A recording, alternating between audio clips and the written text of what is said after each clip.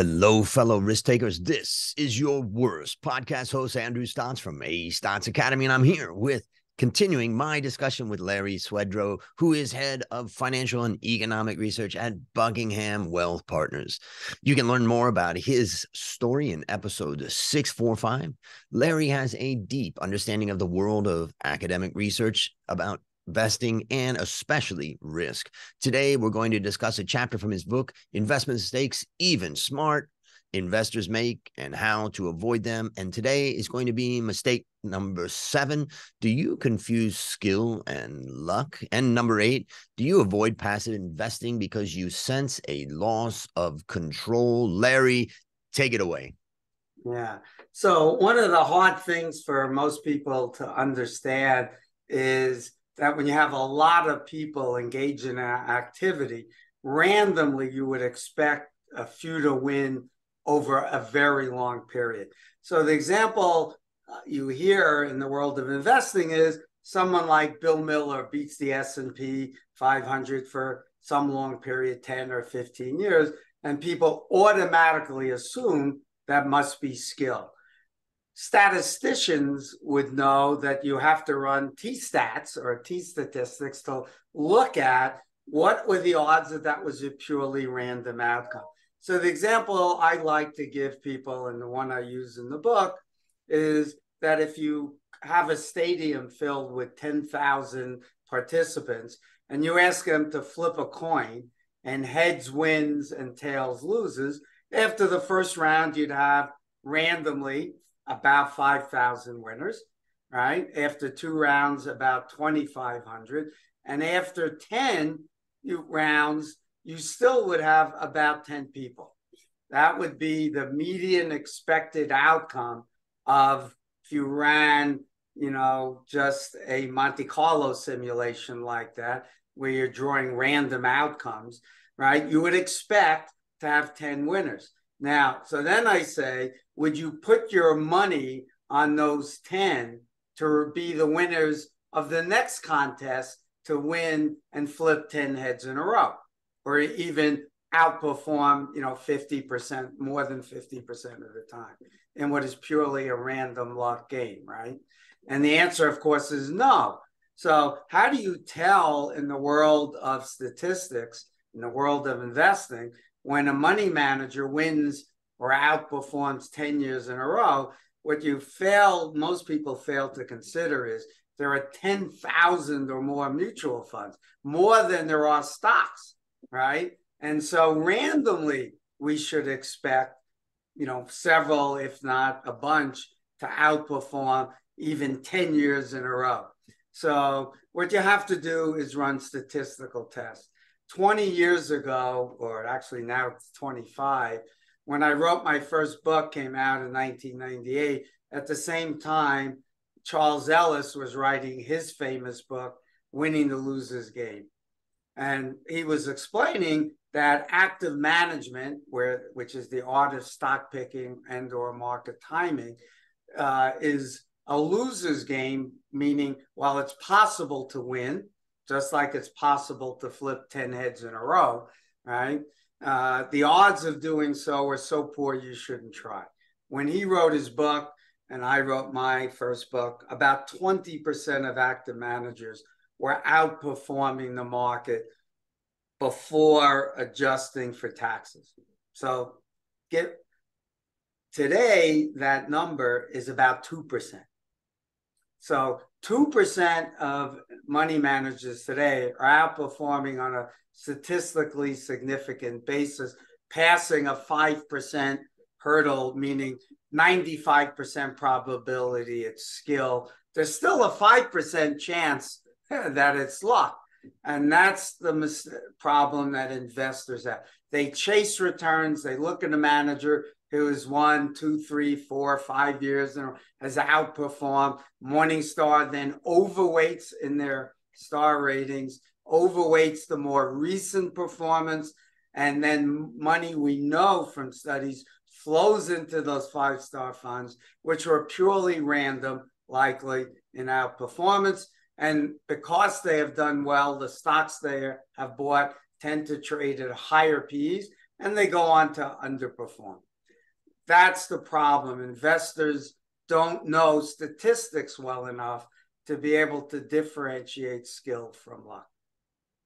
This is, such a great topic. And I want to kind of step back, given your knowledge of this, and help people walk through this a little bit. First of all, okay, so I was on the internet looking at something the other day, and it was a device where it has a bunch of beads, like 10,000 beads, and you flip it, and it has a name for it. I forgot what it's called. And then the beads fall down randomly through some, device that's causing them to be dispersed randomly. And then they fall into these 10 deciles, 10 groups, and it turns into, they always the bell curve. Yeah, into the bell curve. And so we all can understand or visualize a normal distribution like that. And basically, the first thing that we should understand is that that there's a normal distribution underlying probably most things in life as far as outcomes are concerned. We do have sometimes skewed distributions, but for the purposes of this discussion, let's just focus on that normal distribution. So as a result, you have 10,000 mutual funds, you measure their performance over time. You're going to get a normal distribution. It's not going to be exactly like the mean average normal distribution, or as you were saying, like the average outcome, but it's going to look pretty close to that. Is it going to look exactly like that? Or are we going to see some more and more at the tails of that? Or that's the first question, is just to understand, okay, that's the theoretical normal distribution. And then if we just look at a normal distribution of 20 years of performance of mutual funds, 10,000 or something, are they going to fit almost exactly into that distribution? Well, the curve will actually be normally distributed. However, it's going to be shifted to the left because the average active mutual fund underperforms significantly because of basically its expenses. Their trading costs are too high. They sit on cash, which has lower returns than the stocks they invest in on average. So those are the problems. So the entire curve shifts to the left. You do have numbers in the tails with a few great outperformers and a few horrible performers. The problem is the outperformers are a bit less than expected in the right tail, meaning fewer outperform than randomly expected. That's what Farmer and French found in their 2010 study, and others have found the same thing. And you would tend to have more in the left tail because of their expenses being so high, and they trade a lot. Now, if you own just a Vanguard Total Stock Market fund with almost no turnover other than acquisitions and delistings, and 3 basis points or whatever of expenses, you're going to get that normal distribution. Now, the last point I want to make is something we have covered in our previous discussions, which is the average stock distribution is actually skewed to the left. And the reason is while the most you could lose is minus 100%, the most you can make is infinite. You own Google or Microsoft, you might own, hundreds of percent per annum.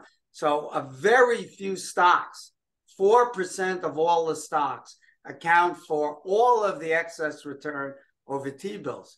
That means the median stock has a return well below the mean because a few in the tail pull the averages up, which means if you're an investor, you have to ask the question, what are the odds, one, that you can own those stocks, and then 2, hold on to them for the entire time? A great recent example just happened. Kathy Wood's ARK fund sold all of their shares in NVIDIA before January, and the stock is up 130% this year. So that's an example of, even if you picked NVIDIA, but now you sold it because you thought she wrote that the PE was in the 50s, it's too high. Turned out it was too low, right? So that's a problem for investors. The individual stock distribution is left skewed, which means the importance of diversification is even greater. than it is for a normally distributed. And there it's important anyway. And when you talked about the outcome of the fund management, the funds, you talked about the fees, and that shifts the average to below what would be the index because of fees and trading costs. Yeah. Okay. So let's say all costs, expenses, all in, the average of that group is never going to even equal. It's always going to be less than the average of the outcome of the market. Palmer and French found that to be about 70 basis points. Now, if you take, say, $60 trillion of stocks times 70 basis points, right, you can figure out how expensive it could be. Now, obviously, not everybody is an active manager, fund, but if everyone was, so it's still costing investors billions of dollars a year. Of course, there are a few winners, not many, and the odds are great that they were lucky. But of course, they'll think it was skill. The people who win attribute it to their brilliant decisions, and the people who failed, what they do is they attribute it to bad luck, not their bad decisions. That's human psychology that protects our egos and prevents us from feeling too bad about ourselves. Which is very important. And that keeps the suicide rate down. Yeah. Yes, exactly. We don't want that going out of control. Now let's take that same distribution and let's remove the average return of the market and say we're no longer looking at that distribution relative to that center point being the average return of the market. If now we change that distribution to be the average of, we're looking at the average outcome of those funds. Okay. And now we're saying, forget about the market for a minute. All we're doing is looking at that normal distribution of the outcome of all of these funds, a little bit like your coin flip example. We're watching the behavior of these guys over 10, 20, 30 years.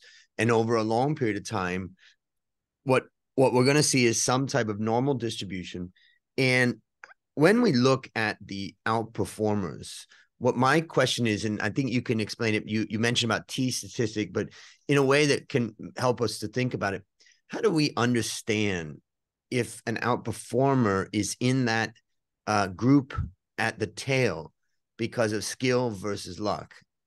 Right. So the first thing you have to do is look at risk-adjusted performance.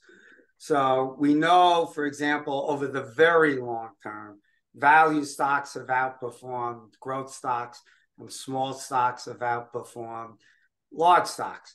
So somebody who outperformed simply because they owned lots of small and value stocks more than the market, that's not outperformance on a proper adjusted basis, because you and I can invest in an index fund that owns that amount of tilt to small and value. So before you continue, so okay, excellent point. The problem about looking at only return and making that distribution is we're not considering the volatility that you're exposed to. So let's now recalculate. And the different risks you're exposed to, not just the volatility, but there are different factors, a handful that the academics have uncovered, with the main ones being size, value, momentum, and profitability or quality. Okay. It's the exposure to those factors that really drives the return. If you consider those four factors, we can explain about 98% of all the returns without looking at the individual stocks people bought, just their exposure to those factors, which means there's very little room for active managers to add value. It's that remaining little sliver. So if we make that normal distribution now, risk-adjusted return, and then we find this group that's, really is producing a risk-adjusted return that's significantly above the average risk-adjusted return, and we know from statistics that there are a certain number of participants that will be there simply because of luck, and there'll be some that are there because of skill, is what we're going to do then is test that group relative to the factors and say, okay, well, this guy was just overweight a particular factor, and therefore he's in this group, not because of skill, but because of the overweight of this particular factor that worked very well over that period of time. Right. That's exactly the first step that every investor should do. Fortunately, there's a wonderful tool made available on a website called portfoliovisualizer.com. I use it all the time. I've written over the years analysis of probably 20 fund families to show, does Morgan Stanley's mutual funds add value? And what I do is I run a horse race against the leading index funds like a Vanguard, and then the leading passive or systematic funds from Dimensional Fund Advisors as a benchmark. And I run the alphas using the regression tool on Portfolio Visualizer, which shows you how much exposure the active fund had to those factors, and then says what's the alpha or the remaining performance that cannot be explained. The alpha could be positive or negative. And so that's the first step you want to take. And like you said, you could still be in the right tail and it be statistically significant at a t-stat of 2, but that still means there was a 5% chance that it was a random outcome, which means if you had 10,000 funds and you had 50 of them, right, in that tail, that's exactly the number you would expect randomly. So it's pretty hard to tell. Now, if their t-stat was 4, that's telling you it's pretty likely that there's some skill there. The problem then becomes this. Successful active management contains the seeds of its own destruction.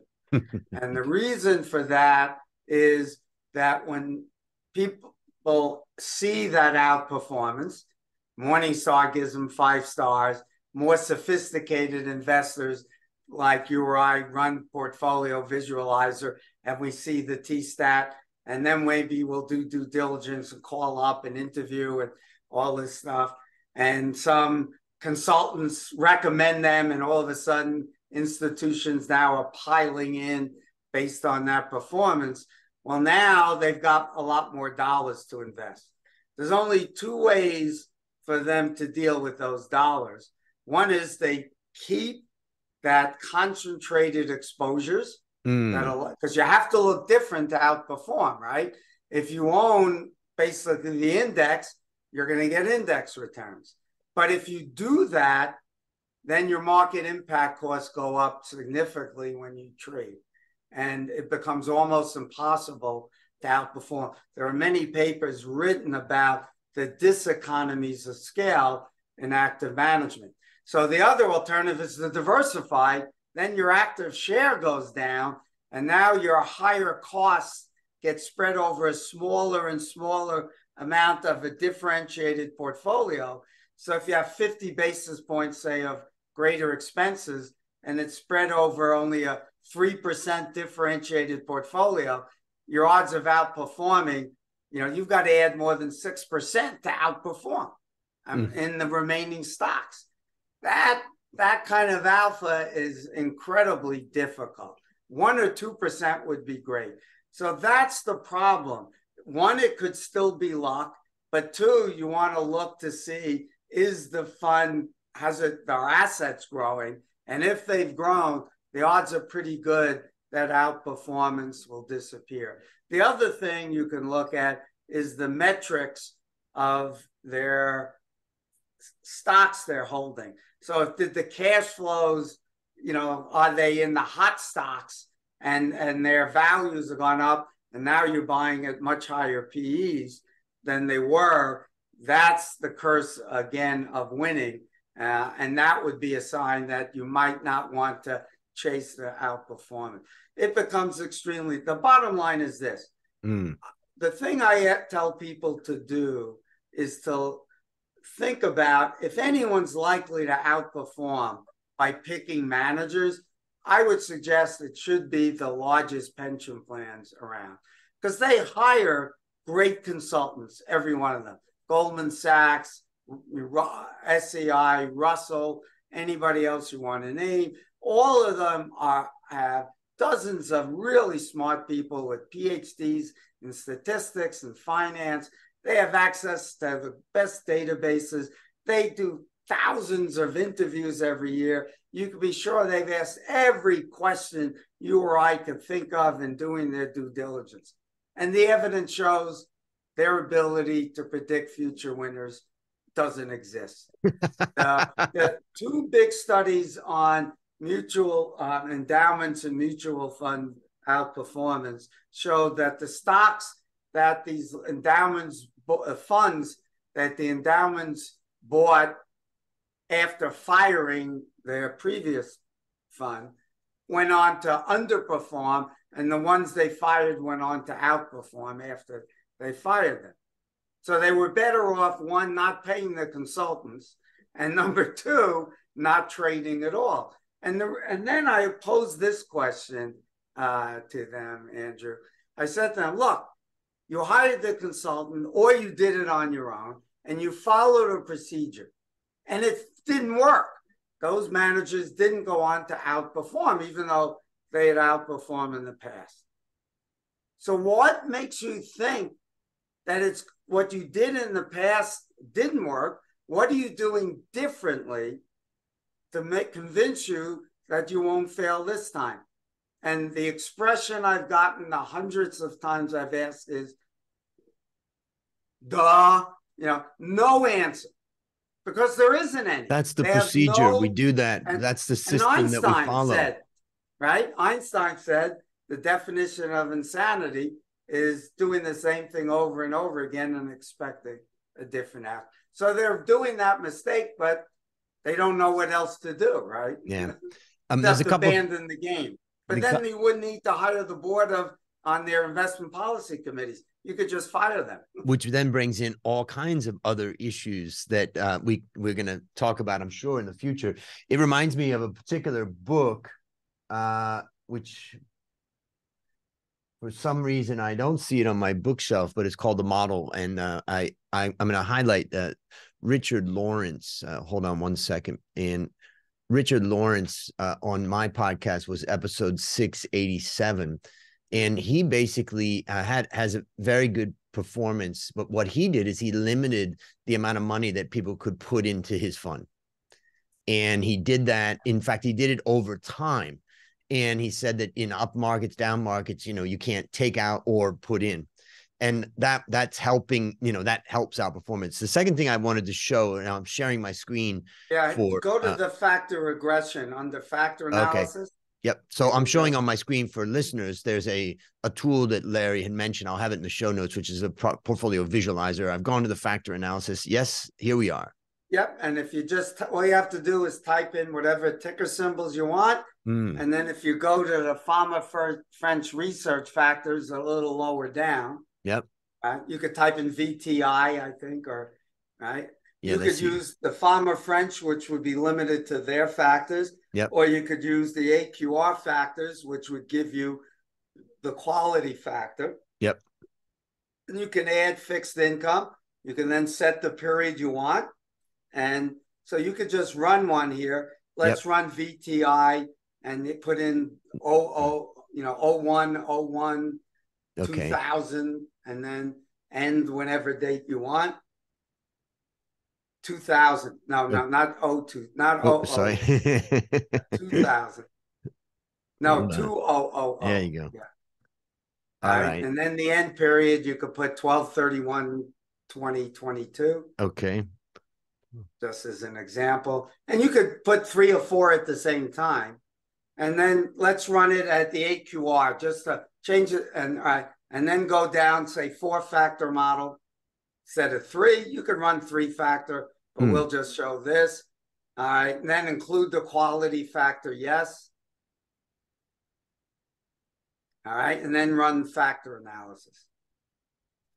And this will show you. Now, this is an index fund, right? Yep.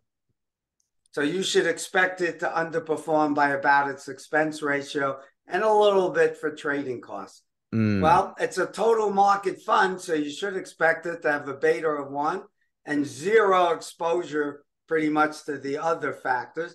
And that's what you see. And the annualized alpha is about its trading costs. Got it. And now if you want, let's just show one other. okay. Let's Should run, I go back? Should I press let's back? run VISVX. Okay, VISVS X. Sorry. That's Vanguard small Right. cap value fund. I think I'm just running the same dates. Yeah. Now this fund is going to, by definition, have some exposure to small in value. Mm-hmm.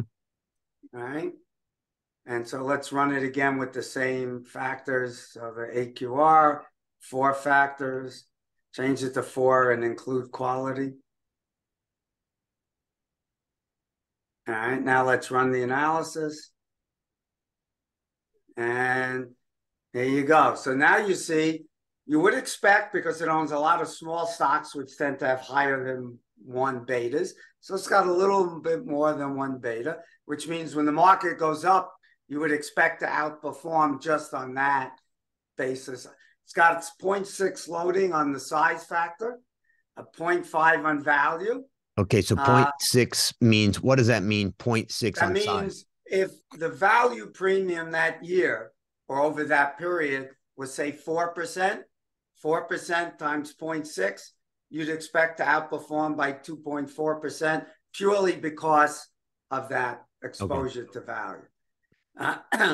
And if value was minus 2% a year, you would expect to underperform by minus 1.2. That's not bad management. It's just you had exposure to a factor that was negative. And you could see the other exposures. And here the fund has a little higher negative alpha, but pretty close to its expense ratio. But you can have a little bit more turnover in a small value fund than a market fund. So you might have guessed somewhere around minus 0.3. Shows you how accurate the analysis is. Wow. What a amazing tool. I have to confess, I've never used it. So you've just opened my eyes, and I'll have a link to that, for everybody. And I got some fun things I want to test in that. So I appreciate that a lot. And that's going to help me to isolate and not confuse skill and luck. And what it also helps is it tells you if you want exposure to the small and value factors, you can run, if you ran the same analysis, say on BSVO, which is Bridgeway small value, you would see a higher market beta, you would see a higher size loading, you would see a higher value loading, and it's a little bit more expensive. And then you'll see if it adds value and if you want it. And it could underperform. You would expect it to really have underperformed in 17, 18, 19, and early 20, because value got killed and small didn't do well. In 2022, it dramatically outperformed, not because they're great stock pickers or market timers, but small value dramatically outperformed the market. So it's exposure to those factors. So yeah, that's where you can tell much of the difference between skill and luck. It's basically, not skill with a passive fund, although there is definitely skill in designing fund construction rules that can make a fund more efficient in terms of trading costs, taxes, and exposure to factors. And when I look at a fund, people ask me that know nothing about the market. They say, well, where should I start? I oftentimes tell them, look at the Vanguard VT fund, because it just owns every stock, in a passive way. But that's not always should be the benchmark, your starting point, right? It's cheap. You can own Fidelity and Schwab total market fund for 3 basis points. Yep. It's going to be, and an ETF, it's going to be incredibly tax efficient. The quote problem with that is you have no exposure to any other factors by definition. So you have a concentrated portfolio in terms of its exposure to different unique sources of risk. That is a problem when the market does poorly. And so you really can get hit hard. Portfolios that are more diversified across these other factors that have also shown premiums tend to perform better over the long term and have much smaller tail risks. And is there in that space of exposure to all those factors and diversification across all those factors, is there like one, like the VT fund or like Fidelity has their fund that is total market? Is there one or two that you would say this one is exposed to all those factors pretty well? Well, I'd rather say there are fund families that provide a whole series of funds. The ones that I use, I recommend, I own personally, my firm recommend. Ones who use what I call the science of investing or evidence-based investing. It's not individual opinions. There's no individual stock selection, no market timing, just intelligent design. Like, they're not purely passive like an index fund. They trade intelligently, typically almost never trading more than 100 shares, so you don't get market impact costs. Right? So the fund families we tend to use are Dimensional, Avantis, Bridgeway. There are other good ones. I would mention Alpha Architect is a lesser known name, but run by really good, smart people. BlackRock is another. Vanguard has funds that do this, but Vanguard's funds tend to be more index funds because they're selling to the general public. And there are some negatives of pure indexing, which I've written about, which can be either minimized or eliminated purely by intelligent design. So in our firm, we always use like a Vanguard total stock market fund for people who want a core. And then we'll use the other funds to get us exposure to these factors. We never use Vanguard's other funds because we think there are more efficient ways to do it. And that leads us into the final part of today's discussion, which is mistake number 8. Do you avoid passive investing because you sense a loss of control? Well, we're talking about active, passive. You mentioned about intelligent design and all that, but let's look at that avoiding passive because you sense a loss of control. Well, so let's again, just for our audience that hasn't listened to the first several episodes, define what we mean here, passive, because it's thrown around a lot and a lot of people use it differently. To me, I define passive, let's define active as individual stock selection and or market timing. Passive doesn't do any of that. Passive just defines its universe and then buys and holds all the securities that meet that definition. An index fund, by definition, is passive. But Andrew Stotz could create the Andrew Stotz super large cap 10 stock fund, and it equal weights the 10 largest stocks, doesn't rebalance, daily. It uses, when cash flow comes in, it rebalances. So it's going to shoot for an equal weighting, but it may never be exactly equal weighting. That's clearly passive, right? There's no stock, but there's no index. So not all index funds are passive, but not all passive funds are indexed. Okay. So that's our definition here. Systematic, no individual stock selection. You just design your construction rules in the most efficient manner to achieve your objective exposure to factors. Trade patiently, not like an index fund, which trades dumbly whenever there's forced trading because of mergers, acquisitions, deletions, or additions by the S&P 500 committee. All right. The problem is this: when we're experiencing periods like today, which happens often, when everyone's worried about, is the government going to default? What's going to happen in the Ukraine?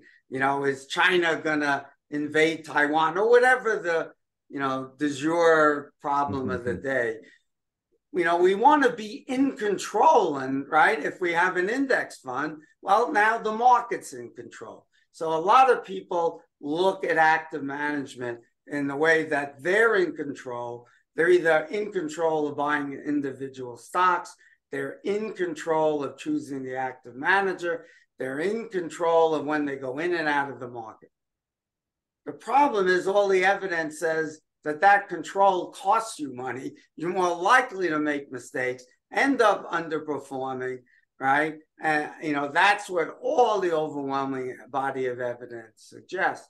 And what you have to accept is, or better understand, is that when you're passive and you use systematic strategy, you're 100% in control. You decide what exposures that you're taking to each of these factors. When you use active managers, you've given up control to some manager who could decide, I don't like these 10 stocks, or this year I'm going to go into value and next year into growth, or I'm going to raise 20% cash because I think you actually see control over what the academic literature, the empirical evidence shows, determines 98% of the performance of your portfolio, which is what factors you're exposed to. The only way to keep control over those is to be a passive investor. And then you have to accept that you can only control what you can control. You can't control the unpredictable things that happen. And that's key then, is to make sure your portfolio's design doesn't take more risk than you have the ability, willingness, or need to take. And you're what I call hyper diversified, so you can withstand the shocks that happen to every single asset class. Every single one of them, we know, goes through long periods of poor performance. So the key is then, don't concentrate like a total stock market fund does, because that factor can underperform for 20 years or more, as we have discussed in the past. I'll give you one great example. 69 through 08, both large cap growth stocks and small cap growth stocks underperformed the 20-year treasury. That's 40 years. So if you were concentrated in that type of portfolio, you really had serious problems. 40 years is unbelievable. And that's and could you have then stayed the course and reaped the benefits from 10 through 23 when those stocks outperformed again? Yeah, because it would have been year 39. You said, I give up. Yeah, that's it. That's likely, right? While we've got your brain here for a couple more minutes, I have a question about this that's somewhat related. If you have two investors, let's say Warren Buffett, as an example, is an investor that's a concentrated investor. So let's take a concentrated investor that owns 20 stocks. And now let's take another person who's also an active investor, but their risk department tells them, no, you can't own 20 stocks. You got to own 150 or 200 to diversify the risk. And now, then when we benchmark or look at the performance of those two funds, when we benchmark, then we look at, let's say we look at S&P 500 as an example. What we find is that when we calculate the risk-adjusted return, the portfolio that has the concentrated portfolios tend to have more volatility than the 100, 200 stock portfolio when compared against a 500 stock S&P 500. So my question to you is, when we're measuring an investor's performance, should we be benchmarking within a roughly equal number of stocks? No, you want to benchmark against the index, and then consider, of course, you're going to have fatter tails with an individual, right? So you would expect more in the right tail and more in the left tail, a flatter distribution when you have the concentrated portfolio. But the evidence shows that these concentrated portfolios do not outperform. Investors have been searching for years.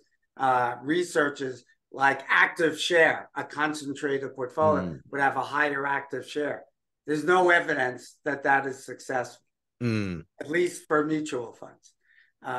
So that's a problem. And therefore, since they have the same outcomes on average, but more risky portfolios, the right solution should be, unless you get a higher expected return for taking more risk, you shouldn't do it.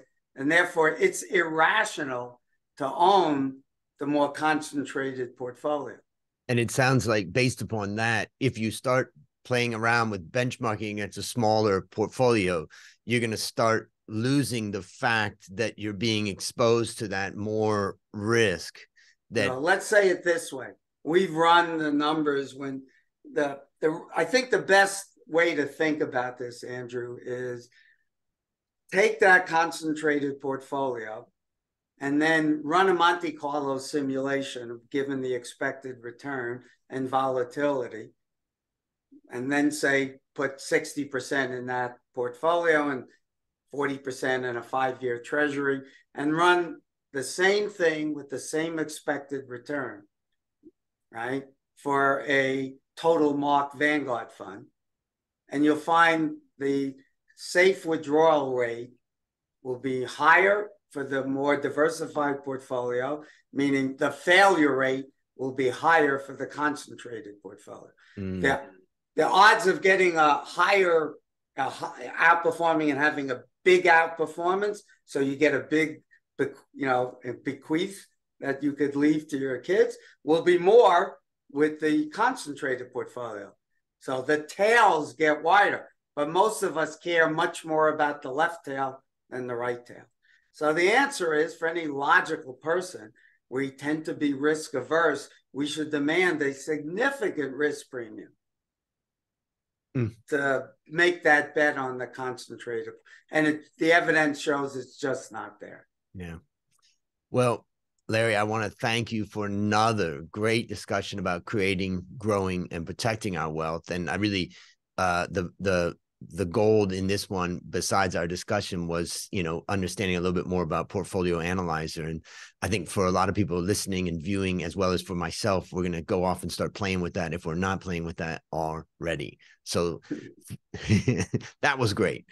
For the listeners out there who want to keep up with all that Larry is doing, you can find him on Twitter at Larry Swedroe right there, and is also on LinkedIn, where he is sharing all the stuff that he's doing. This is your worst podcast host, Andrew Stotz, saying, I'll see you, and I'll see you, Larry, also on the upside.